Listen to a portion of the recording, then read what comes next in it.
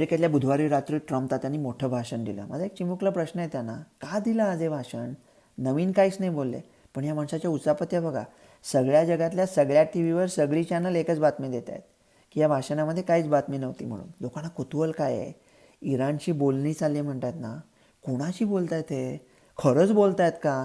का आपलं मेवर मेरी तन्हाई, का भारत पाकिस्तान युद्धाच्या वेळेला फोन केला होता तसं बोलाचीच कढी, बोलाचाच भात, बोलाचंच बोलणं? माय मते दोन गोष्टी असतील. एक म्हणजे कदाचित नुसत्याच पुड्या टाकत असतील. हो, अमेरिकेतले राजकारणी बोलतात कधी कधी खोटं, आणि एक खोट्याचा पण फायदा आहे ना. इराणमध्ये 9 कोटी लोक राहतात, त्याच्यापैकी फक्त 30 लाख लोकांकडे इंटरनेट आहे. त्याच्यामुळे सांबाला वाटेल कालियाशी बोलत आहेत, कालियाला वाटेल हिराशी बोलत आहेत. एकमेकांवर संशय घेऊन एकमेकात भांडाभांडी झाली, आपल्या काकाचं काय जाते. आणि दुसरं म्हणजे बोलतायत समजा कोणाशी, त्या माणसाचं नाव घेतलं तर CNN लगेच जाऊन त्या मोज्तबा खोमेनीच्या कानात सांगेल. तो मेला असेल तर तो जिथे असेल तिथे जाऊन त्याला विचारतील, या माणसाच्या बायका पोरांचा पत्ता तुला व्हॉट्सॲप करू का टेक्स्टने पाठवू? एक गोष्ट ट्रम्प तात्या नाही सांगू शकले अमेरिकेला, की 47 वर्ष इराण धमकी देते.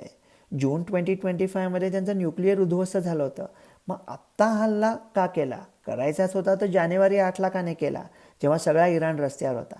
माय मते तेव्हा इराणच्या जनतेकडून नाही झालं, म्हणून आता इराणने क्षेपणास्त्र बनवू नये म्हणून गेले असतील. पण मग आता सगळे भाव कडालेत ना, मार्केट, ऑइल वगैरे. अरे मार्केटमध्ये गरीब लोक नसतातच, श्रीमंत लोकांना फरक पडत नाही, मध्यमवर्गीयांची कोणाला परवाच नाही. मध्यमवर्गीय असायला काय विचार करू नका हो. आत्ता फक्त मजा करा. आणि ऑइलचे भावसुद्धा भीतीने वाढलेत. भीती कशामुळे येते? बातमीमुळे. बातमी म्हणजे इराण काय काय पराक्रम. अरे कसला पराक्रम?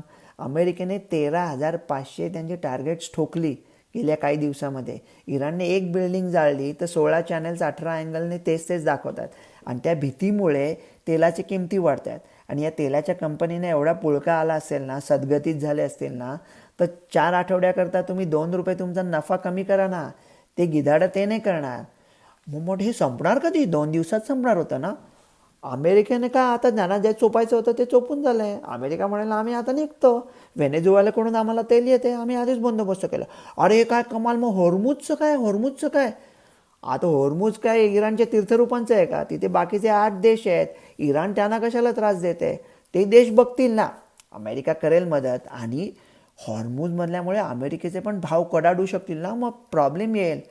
अरे जर का अमेरिका नेटोतून बाहेर पडला आणि ते जे पैसे अमेरिकन करदात्यांमध्ये वाटले ना, तर अमेरिकेमध्ये 365 दिवस नवरात्र होईल.